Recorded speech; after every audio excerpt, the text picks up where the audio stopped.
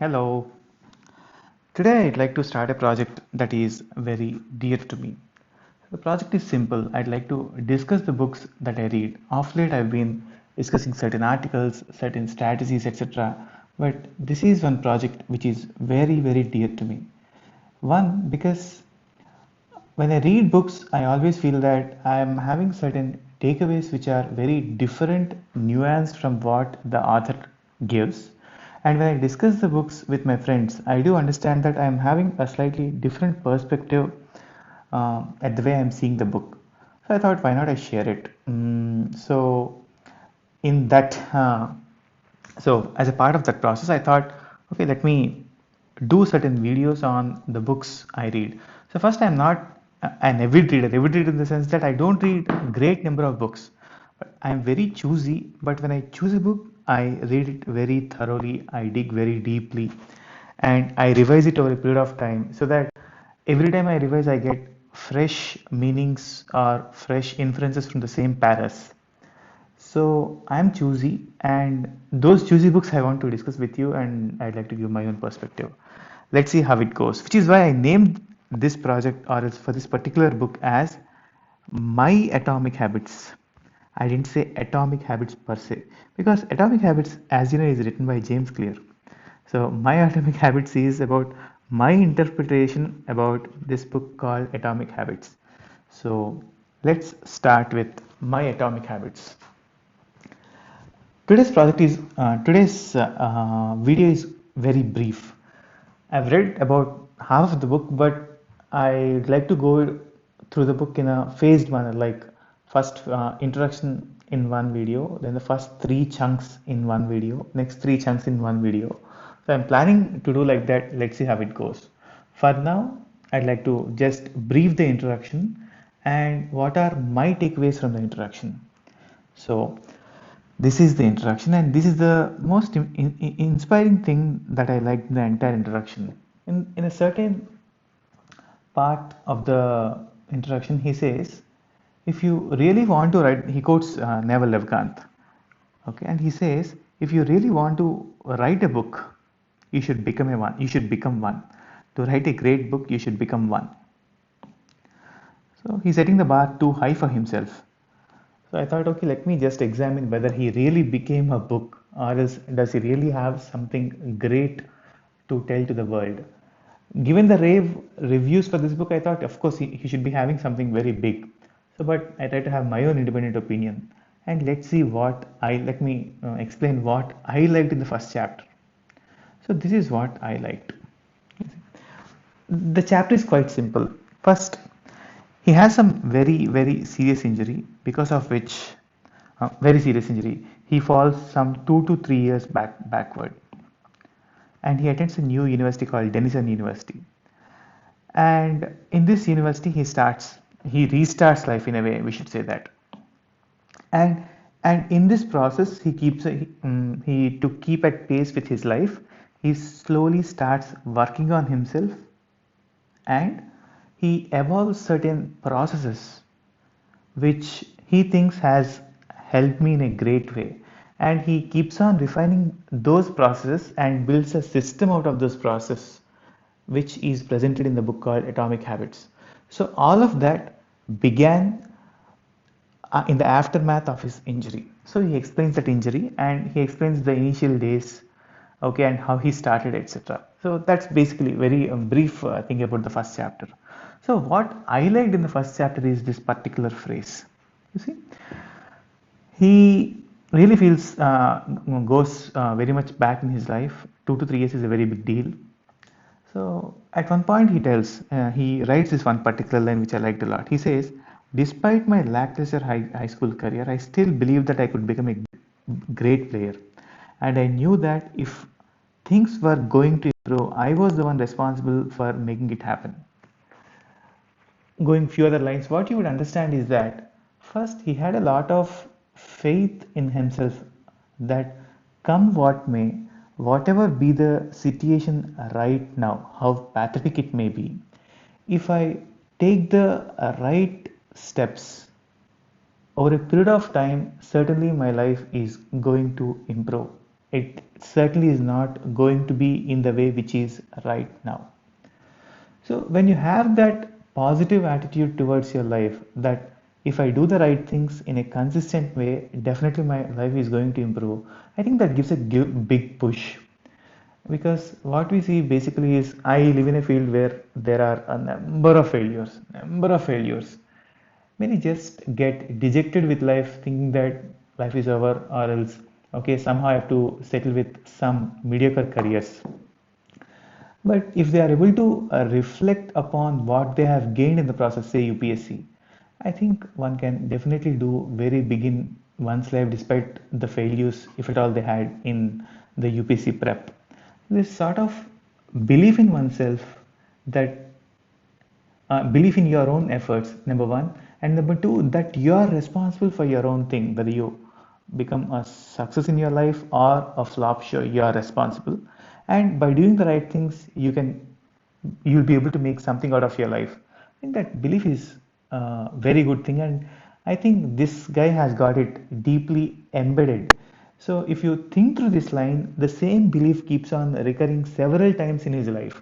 He has got a certain mindset, certain attitude which made him cultivate good habits in his life. See, we need to have that foundation right at that mental level, because not all who attends habit lectures and not everyone who reads Atomic Habits are able to cultivate good habits. If you try to understand what James Clear is, and if you try to go to that level, I think you'll be having better takeaways from the book. So this is one very good takeaway I think I had. One. Number two, you see, in the aftermath of that grievous injury, he goes back to Denison, right?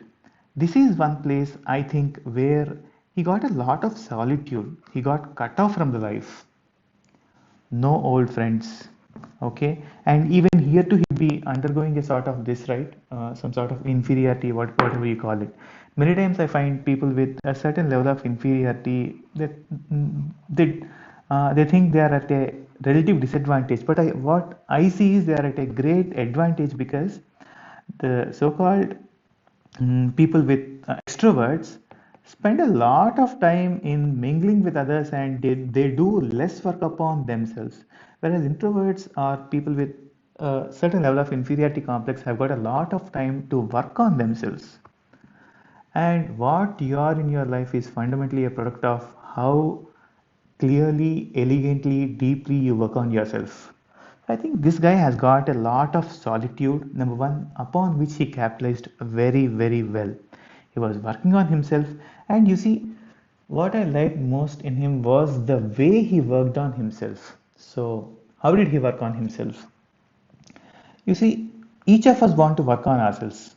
But the problem I see is that we want to do too many things at a time. Okay. So in this process, we fail to prioritize as to which things we need to focus first. Hugh Carey in his book, I think you can, when he writes it very well, you can do anything and everything in your life, but brother, one at a time, not all.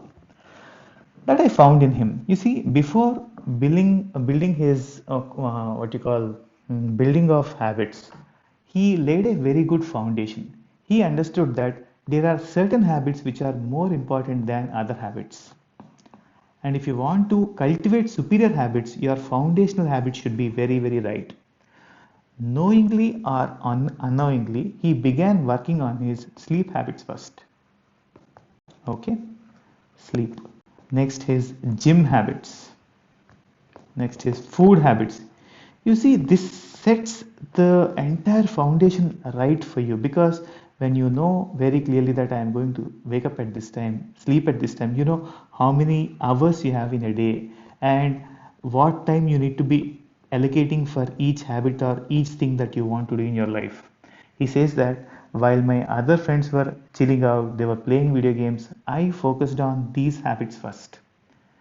So, three things.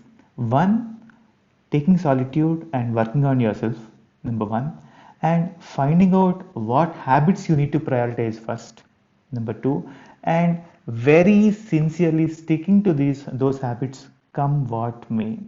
And above all, starting small.